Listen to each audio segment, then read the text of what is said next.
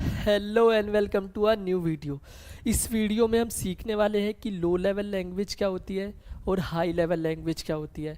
आप स्क्रीन के ऊपर एक डायग्राम देख सकते हो। यहाँ पे लिखा हुआ है प्रोग्रामर, और प्रोग्रामर की एक लैंग्वेज है जो कि है नेचुरल लैंग्वेज। लास्ट में आप देखोगे तो है कंप्यूटर, और कंप्यूटर की एक लैंग्वेज है बाइनरी लैंग्वेज।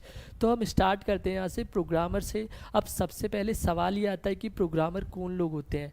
आप जैसे लोग, मेरे जैसे लोग, जिनके पास कंप्यूटर साइंस की डिग्री होती है बीटेक में, या फिर जिन्होंने बीसीए किया हुआ होता है, तो इनकी एक नेचुरल लैंग्वेज होती है। अब नेचुरल लैंग्वेज से मेरा क्या मतलब है, आप और मैं कम्युनिकेट करने के लिए, एक दूसरे को बातें समझाने के लिए किसी ना किसी लैंग्वेज का यूज़ करते हैं। अगर मेरे को मेरे दोस्त को कुछ समझाना है तो मैं कैसे समझाऊंगा। अगर उसको हिंदी आती है तो मैं उसको हिंदी में बातें समझाऊंगा, अगर उसे इंग्लिश आती है तो मैं उसे इंग्लिश में बातें समझाऊंगा, या फिर किसी को पंजाबी आती है तो उसको हमें पंजाबी में बातें समझानी पड़ेगी। इसी तरीके से जो कंप्यूटर है, कंप्यूटर की भी एक लैंग्वेज होती है बाइनरी लैंग्वेज। अब उसको बाइनरी लैंग्वेज में ही चीज़ें समझानी पड़ती है। जैसे ये मेरे पास एक मशीन है, लैपटॉप, अगर मेरे को इसको कुछ चीज़ समझानी है तो मैं कैसे समझाऊंगा, बाइनरी लैंग्वेज में समझाऊंगा, 10101 वाली फॉर्म में समझाऊंगा इसको चीज़ें। तो जब हम 101 में इसको चीज़ें समझाते हैं, उस लैंग्वेज को क्या बोला जाता है, बाइनरी लैंग्वेज बोला जाता है। और इसका एक नाम और होता है, क्योंकि ये मशीन होती है तो इसको मशीन लैंग्वेज भी बोल दिया जाता है। मैं यहाँ पे लिख देता हूँ ये वाली चीज़ 10101 वाली, और साथ में मैं ये भी लिख देता हूँ कि इसको क्या भी बोला जाता है, इसको मशीन लैंग्वेज भी बोला जाता है।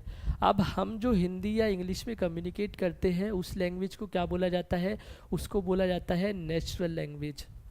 अब यहाँ पे क्या लिखा हुआ है, high level language, assembly language. अब इनसे मेरा क्या मतलब है, तो इसको एक कहानी की फॉर्म में समझने की कोशिश करते हैं। आपने सुना होगा कि जब कंप्यूटर आया करते थे, इनिशियल स्टेज थी, तो बहुत बड़े बड़े कंप्यूटर हुआ करते थे, लेबोरेटरी में रखा करते थे।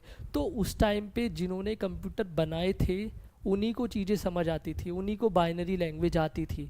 तो अब जिन लोगों को आती थी, दो चार लोगों को आती थी, अब अगर उनको कंप्यूटर से काम कराना है तो वो कैसे लिखते थे, वो 10101 ऐसे फॉर्म में लिखा करते थे कोड। जैसे मैं यहाँ पे लिख के दिखाता हूँ कि ये 2 से 3 लोग हैं जो कि कैसे चीज़ें समझा रहे हैं, 10101 ऐसे, ठीक है, 010101 इस तरीके से वो कंप्यूटर को बता रहे हैं कि तेरे को क्या टास्क करना है। लेकिन इसको हम एक बड़ी स्केल पे नहीं कर सकते थे उस टाइम पे, क्योंकि वो 2-3 लोग कितना ही टास्क करा लेंगे कंप्यूटर से।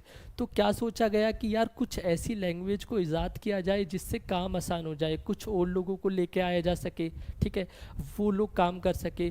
तो वहाँ से हम कहाँ पहुँचे, असेंबली लैंग्वेज पे पहुँचे। असेंबली लैंग्वेज बाइनरी लैंग्वेज के कंपैरिजन में थोड़ी आसान हुआ करती थी, लेकिन ये इतनी भी आसान नहीं हुआ करती थी। अगर मैं यहाँ बोलता हूँ कि 2 से 3 लोग जिन्होंने कंप्यूटर को बनाया, वही लोग समझ पाते थे कि बाइनरी लैंग्वेज क्या होती है।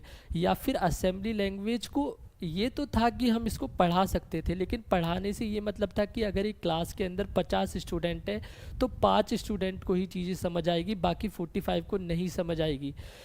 तो यहाँ पे भी हम कंप्यूटर से टास्क नहीं करवा पा रहे थे।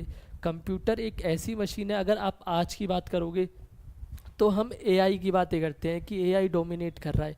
एआई इतनी सारी चीज़ें ऑटोमेटिकली कर देता है, उस टाइम पे चीज़ें नहीं करवा पा रहे थे, हम टास्क नहीं करवा पा रहे थे कंप्यूटर से।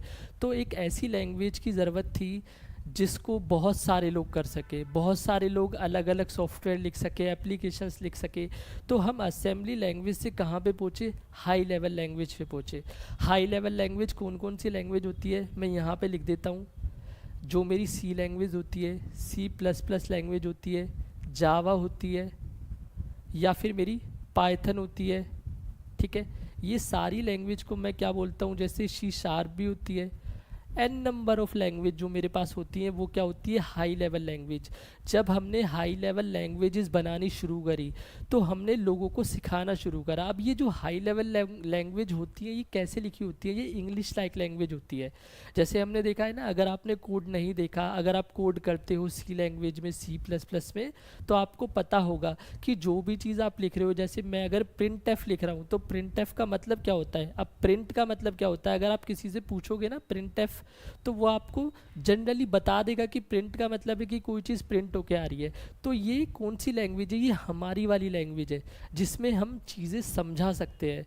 तो हाई लेवल लैंग्वेज से क्या फ़ायदा हुआ कि ज़्यादा से ज़्यादा लोगों को हम ये सिखा पाए high level language. Assembly language में क्या दिक्कत आ रही थी कि हम ज़्यादा लोगों को नहीं सिखा पा रहे थे, कि अगर एक क्लास में 50 स्टूडेंट है तो हम 5 को ही सिखा पा रहे थे।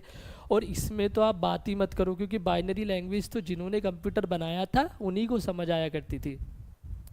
तो ये हमें समझ आया कि हाई लेवल लैंग्वेज हमने बनाई। अब ये वही हाई लेवल लैंग्वेज है जो कि आपको कॉलेजेस में पढ़ाई जाती है, जो हम सी लैंग्वेज C++ कॉलेजेस में पढ़ते हैं और उनका यूज़ करके हम कोई एप्लीकेशन या सॉफ्टवेयर बनाते हैं। तो आई होप आपको ये चीज़ समझ आई होगी। अब यहाँ पे 2 कैटेगरी में लैंग्वेज को बांटा जा सकता है। जैसे कुछ लैंग्वेज ऐसी होती है जो कि लो लेवल लैंग्वेज होती है, जो कि नहीं आती समझ, इसलिए ही उनको लो लेवल लैंग्वेज बोला गया है।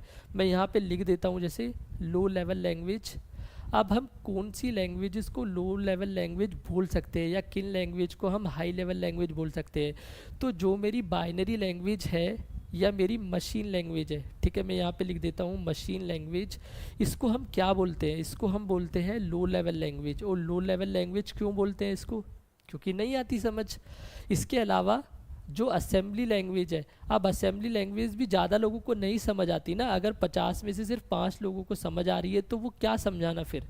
तो इस लैंग्वेज को भी हम किस कैटेगरी में डालेंगे? लो लेवल लैंग्वेज की कैटेगरी में डालेंगे। हाई लेवल लैंग्वेज हमें पता है कि बहुत सारे लोगों को समझ आती है ना। तो बहुत सारे लोगों को समझ आएगी तो उन बहुत सारे लोगों से हम कंप्यूटर से बहुत सारा टास्क निकलवा सकते हैं, बहुत सारा काम करवा सकते हैं। तो इसको हाई लेवल लैंग्वेज बोला जाता है। अब इसमें से भी कुछ लैंग्वेजेस ऐसी होती हैं जो कि कंपाइलर बेस्ड होती है। जितनी भी मेरी ये लैंग्वेज लिखी गई है यहाँ पे, इसमें से कुछ लैंग्वेज ऐसी होंगी जो कि कंपाइलर बेस्ड होंगी। यहाँ लिख देता हूँ मैं कंपाइलर बेस्ड। कुछ लैंग्वेज ऐसी होंगी जो कि इंटरप्रेटर बेस्ड होगी। अब ये कंपाइलर क्या होता है या इंटरप्रेटर क्या होता है, ये चीज़ें हमें नहीं पता। अगर आप इस कोर्स को, आप इस प्लेलिस्ट को स्क्रैच से देख रहे हो तो बूदर करने की ज़रूरत नहीं है। हम अगली वीडियो में डिस्कस करने वाले हैं थोरोली कि कंपाइलर क्या होता है या कंपाइलर काम कैसे करता है, या इंटरप्रेटर क्या होता है, इंटरप्रेटर काम कैसे करता है। या फिर इन लैंग्वेजेस में से कोई लैंग्वेज होती है जो कि मिक्स्ड होती है। मिक्स्ड का क्या मतलब है कि वो कंपाइलर भी काम करता है उसमें और इंटरप्रेटर भी काम करता है। तो इसको समराइज़ कर देते हैं फटाफट कि एक प्रोग्रामर है, ठीक है, उस प्रोग्रामर को जो कोड लिखना है वो किस लैंग्वेज में लिखना है? हाई लेवल लैंग्वेज में लिखना है। हमने क्या करा कि जब कंप्यूटर आया करते थे स्टार्टिंग में तो क्या हुआ कि बाइनरी लैंग्वेज थी, 2-4 लोगों को समझ आया करता था। फिर हमने क्या करा, हमने असेंबली लैंग्वेज बनाई जो कि थोड़े से और ज़्यादा लोगों को समझ आने लगी। लेकिन लास्ट में हमें किस पे शिफ्ट होना पड़ा? हाई लेवल लैंग्वेज पे शिफ्ट होना पड़ा। हाई लेवल लैंग्वेज से मतलब जो कि ज़्यादा से ज़्यादा लोगों को समझ आए। ज़्यादा से ज़्यादा लोगों को समझ आने का मतलब कि हम कंप्यूटर से ज़्यादा काम निकलवा पाए। तो आई होप आपको ये वीडियो पसंद आया होगा। अगर आपको इस तरीके का कंटेंट पसंद आता है तो प्लीज़ वीडियो को लाइक कीजिए, हमारे यूट्यूब चैनल को सब्सक्राइब कीजिए और इस वीडियो को शेयर कीजिए। और अगर अभी भी कोई डाउट है तो आप कमेंट बॉक्स में जाके अपना डाउट लिख सकते हो। मैं बहुत जल्द से जल्द रिप्लाई करने की कोशिश करूँगा। मैं मिलता हूँ आपसे अगली वीडियो में, तब तक के लिए गुड बाय।